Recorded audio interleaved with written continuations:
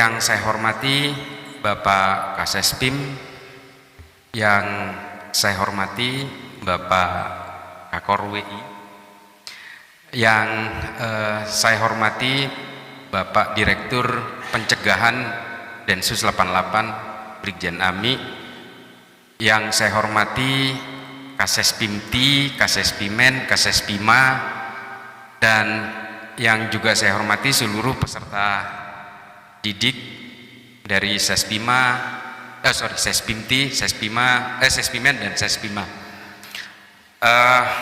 Perkenalkan, saya Islah Bahrawi.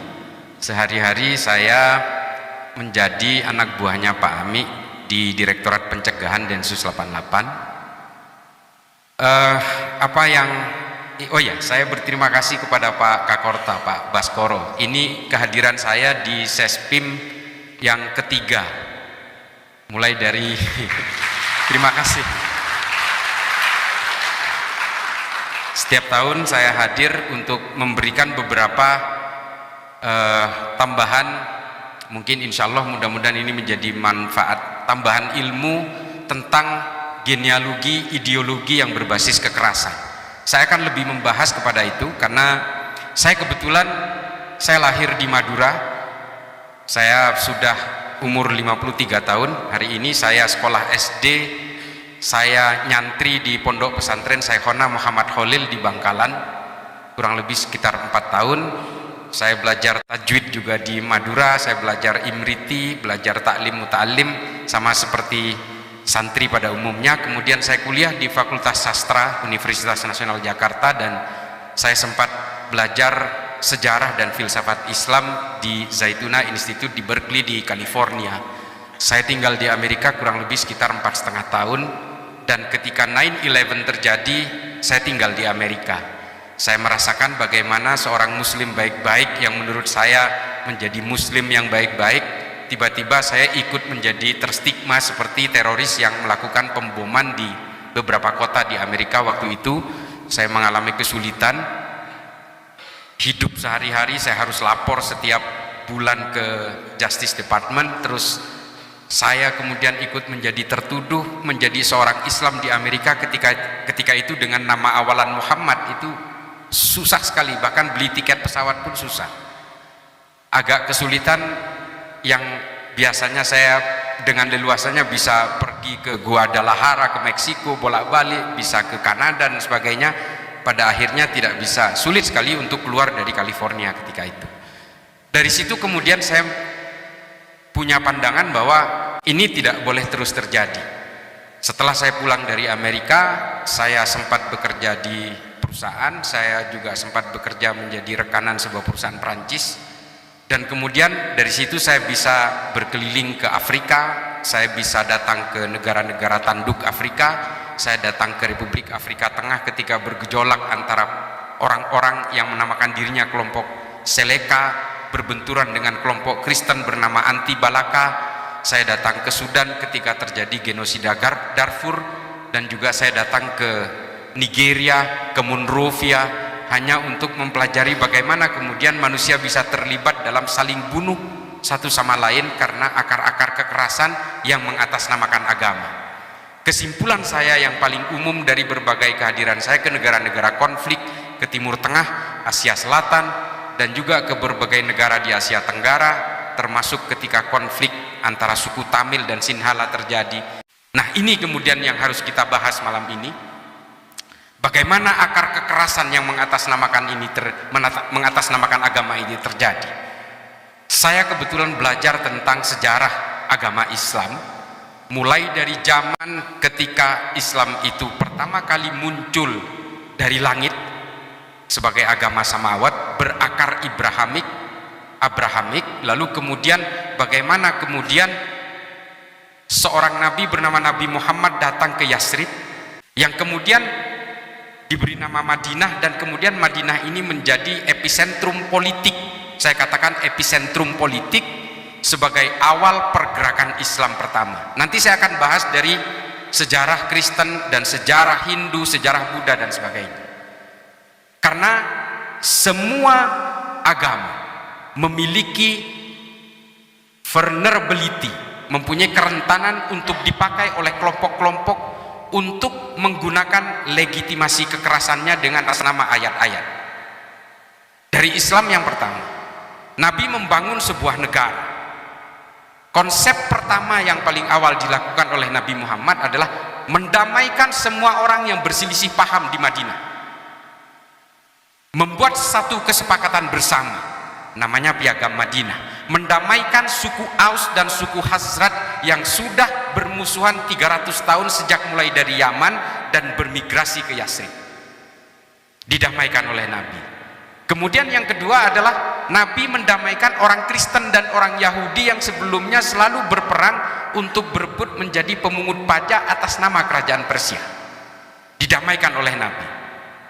Kemudian apa? Pemungut pajak ini dengan cara apa dia didamaikan? Pemungut pajak ini tidak ditunjuk kepada satu entitas suku atau agama apapun, tapi diberi beban yang sama. Orang-orang Islam diberi beban zakat, orang non-Islam diberi beban namanya jizyah.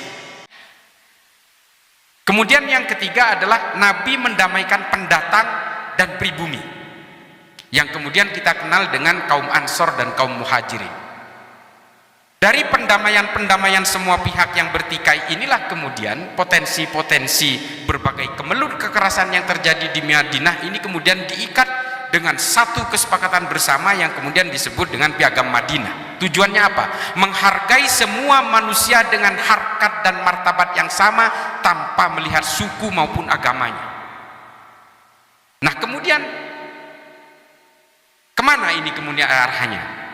Ada seorang pemikir Islam bernama Ibnu Khaldun pada abad pertengahan membuat sebuah rumusan, jika kalian ingin mendirikan negara, pakailah konsep Nabi ini.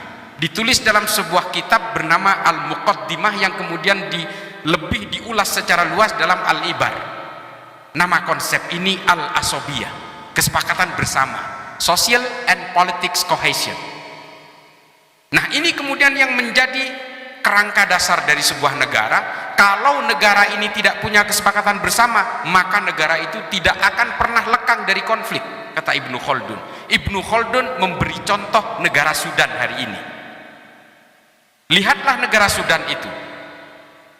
Pada saat itu Ibnu Khaldun menyebutnya sebagai negara Maghrib yang meliputi Sahel, Mali, Sudan, dan sebagian Maroko hari ini. Lihatlah mereka tidak pernah bersepakat untuk membangun suatu negara karena masing-masing pihak memaksakan kehendaknya. Mereka tidak akan pernah berwujud menjadi satu negara yang utuh karena isinya adalah kelompok Khawarij.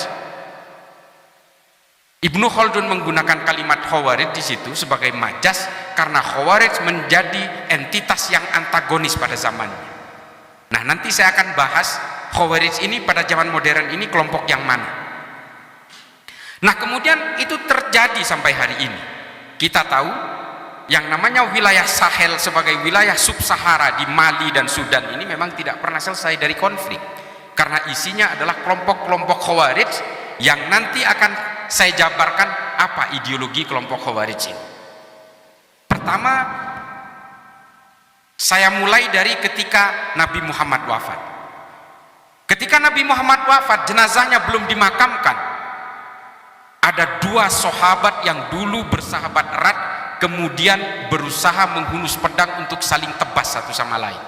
Ini mungkin sejarah yang mungkin agak sulit didapat hari ini karena memang yang menulis berbagai kitab ini hari ini berusaha disembunyikan sejarah ini.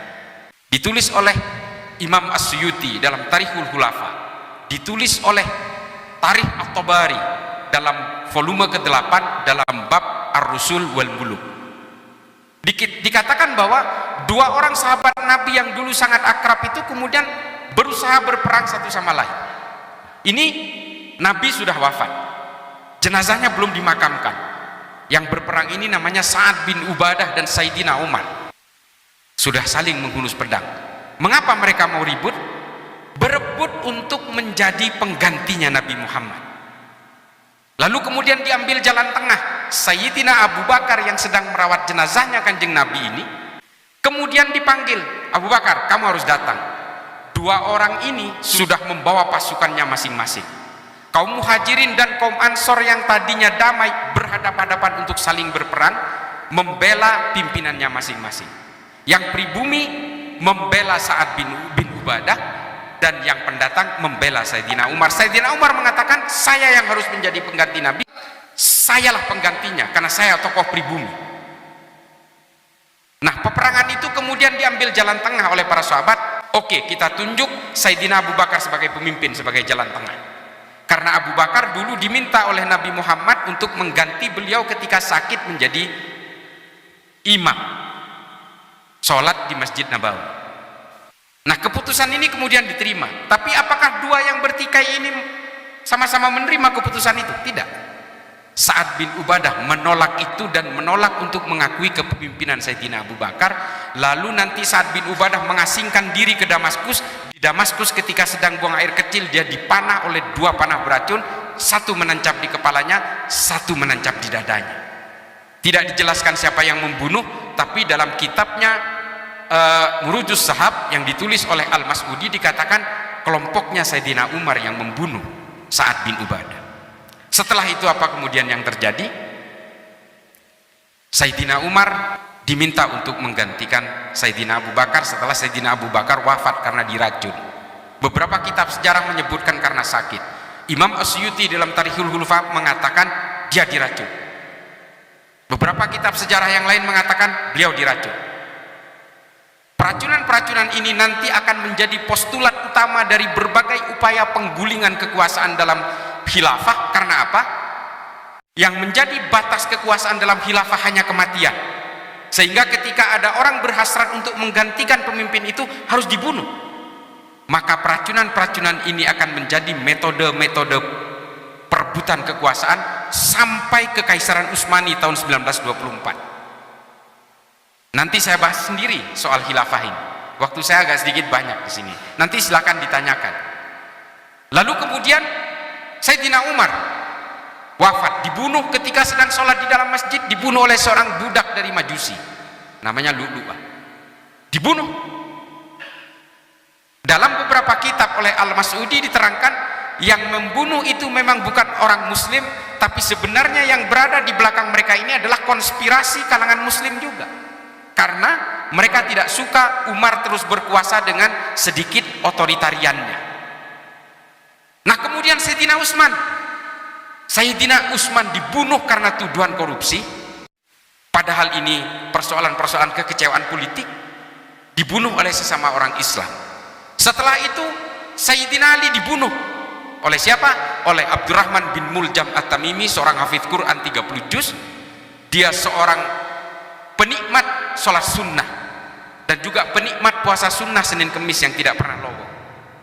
Membunuh Sayyidina Ali setelah sebelumnya dikafirkan lebih dulu. Dan setelah itu kemudian apa yang terjadi? Pembunuhan itu terjadi. Apa yang saya ceritakan ini saya tidak ingin menelanjangi sejarah Islam, bukan. Saya hanya ingin memberikan irisan paling utama di dalam Islam, bahwa setiap aksi kekerasan, saling bunuh sesama orang Islam, perang sesama orang Islam, karena satu penyebabnya, kepentingan politik, political ambition. Perang sesama orang Islam tidak hanya sekali terjadi, berkali-kali terjadi. Perang Jamal, perang Siffin, perang Hurrah, perang Zab, perang Nahrawan. Ini memakan kurang lebih sekitar 130.000 sesama orang muslim saling bunuh dalam peperangan. Karena apa? Karena politik. Nah, kemudian ditulis oleh salah seorang ahli sejarah dari Libanon, seorang pemeluk Kristen Maronit, namanya Philip Hurri Hitti, dalam History of the Arabs. Nah, ini kemudian yang menjadi titik kunci, bahwa kelemahan dari semua pemeluk agama yang berakar Abrahamik adalah kepentingan politik. Apakah orang Kristen juga tidak mengalami ini? Mengalami ini. Orang Kristen terlibat perang 30 tahun di Eropa dan membunuh 8.320.000 orang Kristen. Dan kemudian Kristen membelah menjadi Katolik dan Protestan. Karena persoalan apa? Hegemoni politik. Terjadi pembantaian besar-besaran yang disebut dengan The Killing and Massacre of Valley. Luar biasa. Tapi orang Kristen kemudian selesai dengan perjanjian yang disebut dengan Westphalia Agreement, dan kemudian diratifikasi dalam Peace of Prague di Cekoslovakia. Selesai mereka. Apakah orang Hindu juga tidak mengalami ini? Mengalami ini. Ditulis oleh Chan Hukum dalam The Medieval Centuries of Hinduism. Ditulis tuntas bahwa orang Hindu juga mengalami perpecahan-perpecahan politik yang kemudian menjadi akar Bharatiya Janata hari ini, juga karena persoalan-persoalan politik, dan itu terwariskan hingga hari ini. Orang-orang yang berasaskan nasionalisme Hindu yang disebut dengan gerakan saffronisasi, saffronize, di India kemudian mempersekusi orang Kristen dan orang Islam, membakar masjid dan gereja. Belakangan ini ada pendeta dari Hindu garis keras juga mengancam akan menyerbu Mekah. Apakah Buddha juga tidak terbebas dari ini? Tidak terbebas juga dari sini.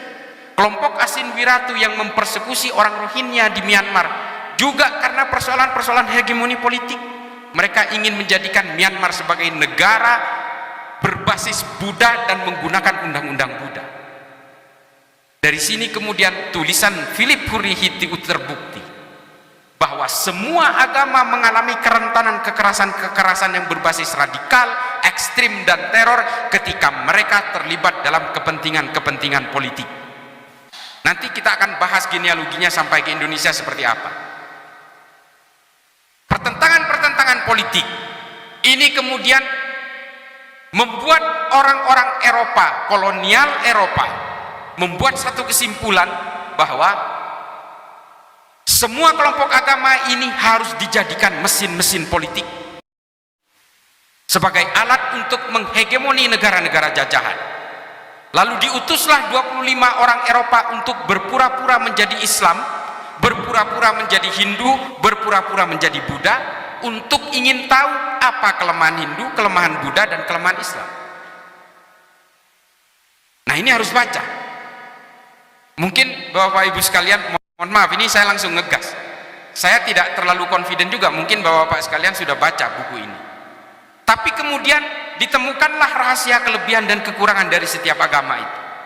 Islam terutama, kemudian dibuat satu kesimpulan bahwa orang Islam jangan sampai berkenalan dengan ilmu pengetahuan. Yang kedua, orang Islam jangan sampai diharuskan untuk diperkenalkan dengan cita-cita politik.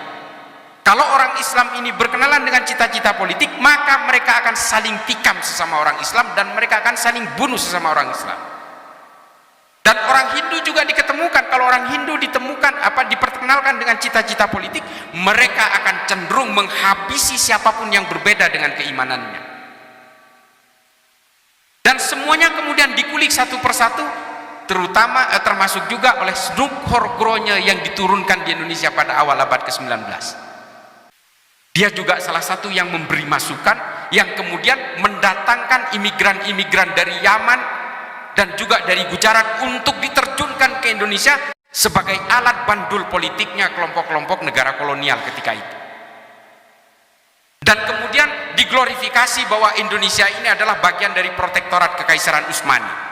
Sementara di sisi lain ada kelompok yang bernama Wali Songo, kemudian kita kenal ini, berusaha mengislamkan banyak orang di Indonesia. Di sisi lain, orang-orang kolonial mendeploy, mengerahkan berbagai kelompok misionaris sama seperti yang diterjunkan di India, yang kemudian menciptakan berbagai kelompok enklav-enklav perbedaan agama di India yang dilakukan oleh East India Company, dan di Indonesia dilakukan oleh VOC. Sama polanya. Mengapa mereka kemudian berusaha mengacak-acak kita dengan bandul politik yang disebut dengan the shifting strategy of global game ini? Ini yang kita alami hari ini. Bapak Ibu sekalian, mungkin Bapak Ibu sekalian nanti akan bertemu dengan berbagai kelompok-kelompok dengan berbagai tujuannya. Ada Hizbut Tahrir yang berusaha menyuarakan berbagai gerakan-gerakan politik abad pertengahan kepada kita. Kelompok-kelompok sayap kanan yang berusaha menyeret kita bahwa sistem politik abad pertengahan adalah yang paling ideal untuk dilakukan kita hari ini. Satu postulat utama dari kelompok ini adalah berusaha menggiring kita kepada berbagai sejarah masa lalu sebagai sejarah yang paling ideal untuk diterapkan hari ini. Ini pola dari kelompok sayap kanan. Tapi apakah kemudian operasi-operasi intelijen barat bermain di sini? Bermain. Mulai dari sejak kemerdekaan, Saudi Arabia berusaha melepaskan diri dari Kekaisaran Utsmani. Berbagai negara barat sudah melakukan operasi intelijennya di Saudi Arabia, yang kemudian menciptakan satu paham yang bernama Wahabisme. Wahabisme ini kemudian yang menjadi alat untuk menyuarakan berbagai kepentingan barat, untuk menandingi dari berbagai ideologi kiri yang berusaha digelontorkan oleh Uni Soviet pada zaman Perang Dingin. Ini diakui oleh Muhammad bin Salman dalam salah satu wawancaranya dengan PBS, yang membiayai gerakan-gerakan Wahabisme untuk dieksportasi paksa ke berbagai negara ini, dibiayai oleh Amerika dan juga Eropa. Ini diakui. Dari sini kita bisa mengambil kesimpulan bahwa apa yang ditulis oleh Philip Hurihiti ini kemudian dipakai oleh berbagai kepentingan-kepentingan politik global maupun regional hari ini di berbagai negara. Saya sudah ke Mogadishu, Pak.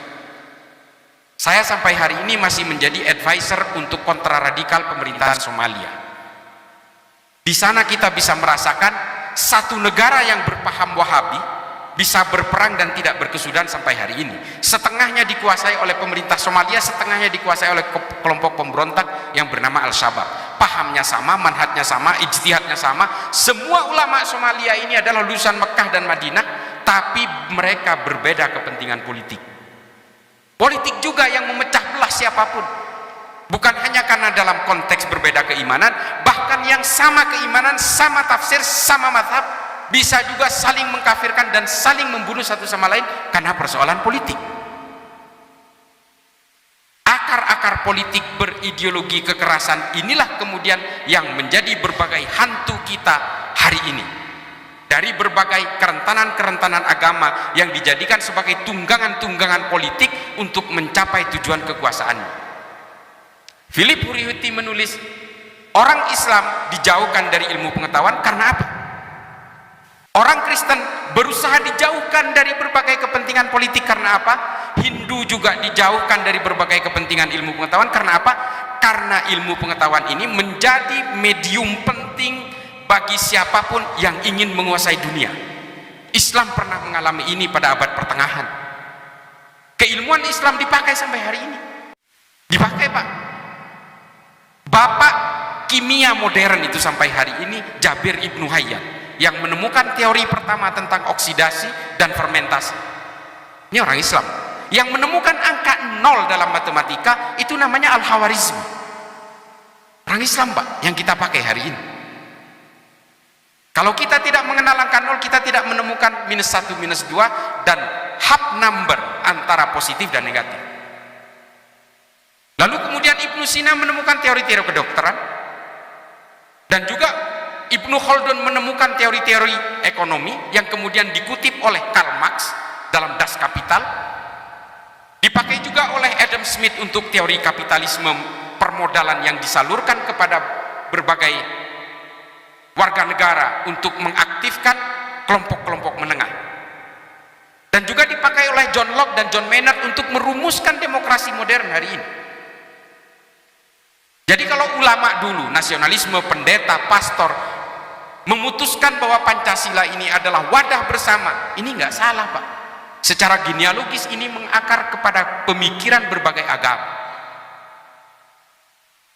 Saya sering digugat ketika saya ada di YouTube, silakan ditonton, di dalam Akbar Faisal Uncensored, dan juga bersama Ahmad Sahal.